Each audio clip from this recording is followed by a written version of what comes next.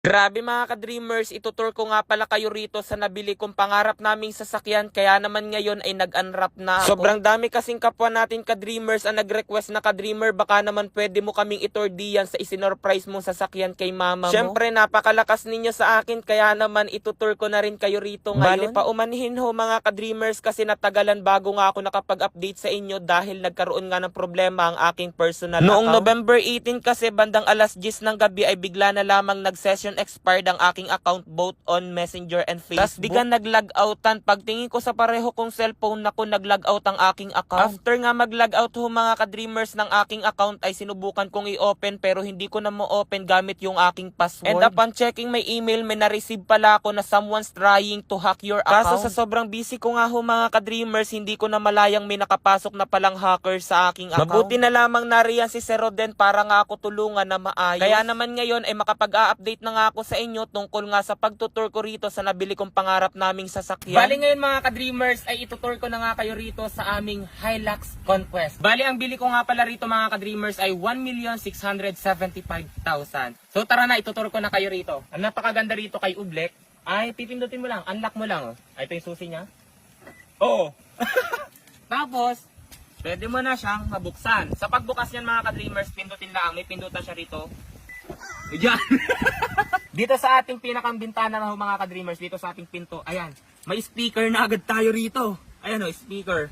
Tapos ito, may pindutan siya rito, letter A yan, may pindutan siya. Kapag pinindot mo tong ano na to, bababa na itong windshield. Within 3 days, hindi pa siya pwedeng ibaba kasi nga, kagagawa pa lamang nung kanyang ano, para may nakalagay pa seri yan, hindi pa pwedeng ibaba, masisira yung tinted. Napasok na tayo. Ayan. Ayan na! Nakapasok na tayo. Napakarami niyang aircon. May aircon tayo rito. May aircon tayo rito. Ito, aircon din to. Meron din tayong aircon sa ilalim. Kapag nakasakay ka rito kay Ublek, naku po, hindi ka iinitin. Siyempre, may lagayan tayo rito na, ayan o, may lagayan tayo ng tubig. Ito ang maganda rito o. Yan, napakaganda rito. Kasi napakaganda rito mga, ang napakaganda rito ho, ay napakalaki niyan mga ka-dreamers. Ayan o. Pwede ka ritong manood, magpatugtog. Ayan, buhayin natin. Napakaganda rito nga pala mga ka-dreamers sa ating pinakang bintana na ito ay tinted siya. Super dark. Itong ating bintana rito, super dark. Ay, dark lang. Super dark nga to. Ibig sabihin, kapag ikaw ay nasa labas, hindi makikita agad yung nasa loob. Pero kitang-kita mo yung tao sa labas. Ito namang ating windshield. Ang pinalagay lang natin dito sa ating windshield ay dark lang. Ngayon, subukan natin mag-start para maipakita ko sa inyo ang iba't ibang features nitong ating Ublek. Nitong ating Hilux Conquest. Cash to ha, cash to. Buhay lang natin, pindutin lang natin tong auto. May pindutan dito, lalaksan. O yan. Kapag mas malakas pa mga ka-dreamers, oh lamig! O yun o, 1 pa lang yun o. Kapag palalakasin pa natin mga ka-dreamers, pindutin lang natin dito. Ayan. Isa pa. Ayan. Uy. Ayan.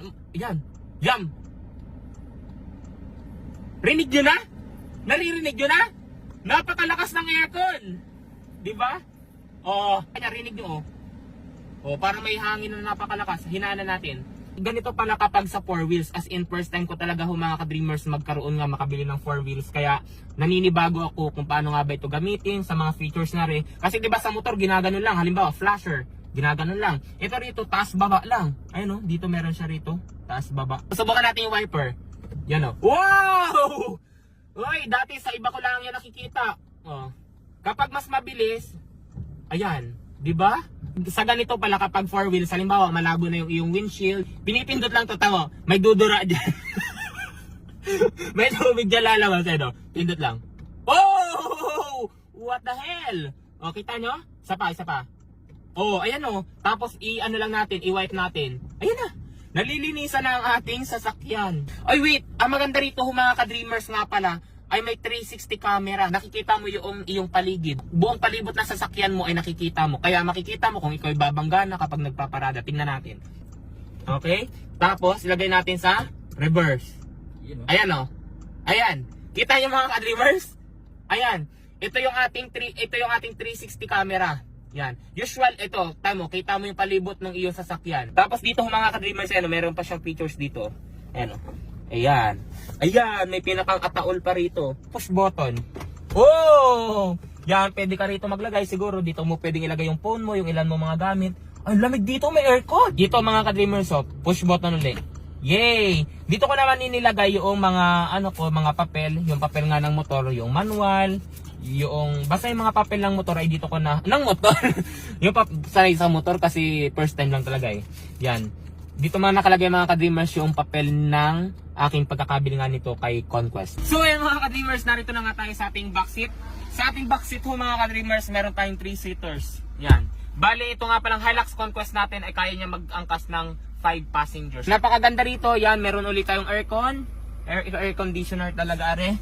Grabe ano, si ka-dreamer nyo, dati nagdadrive-drive lang ng Kalabaw. Ngayon nag-start sa Kalabaw, nag-Rusi, nag-Honda Click. Uy, ngayon naka 4 wheels na, unbelievable. Isa sa gusto ko nga sa feature nito, ayan nakakublight tayo. Napaka-aesthetic. Lahat ng ating pinto, ng ating bintana, yan, meron ditong yung nakakublight. Mga ka-dreamers, napakaganda rito, ayan Okay, yan. Buhay na yung ating ilaw. Ito pa, buhayin natin. Yan. Di ba napakaliwanag na? Punta naman tayo dun sa hulihan kasi ito nga ang ating Hilux Conquest ay may pick-up. Pinakang lagayan sa bahaging hulihan. Yung bang pwede mong gamitin kahit saan. Kasi nga, halimbawa mamimili ka. Lalo na ngayon, kaya ito talaga mga ka-dreamers yung binili namin. Kasi nga, di ba magpapagawa na tayo ng dream house. Minsan mamimili tayo ng ilang materyales tulad ng tiles.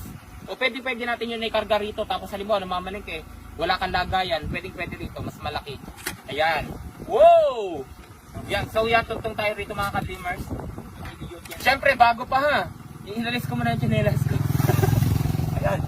Uy, ayan. Di ba? Napakalaki niya mga ka-dreamers. Kapag tayo mamimili ng mga tiles, dito na lang natin ilalagay, lalo na kapag sa Lucena pa. Pwede rito. So yan mga ka-dreamers, yun lang ang ating car tour dito sa ating Hilux Conquest na si Ublek. So yan, hanggang dito na lang. Bye-bye!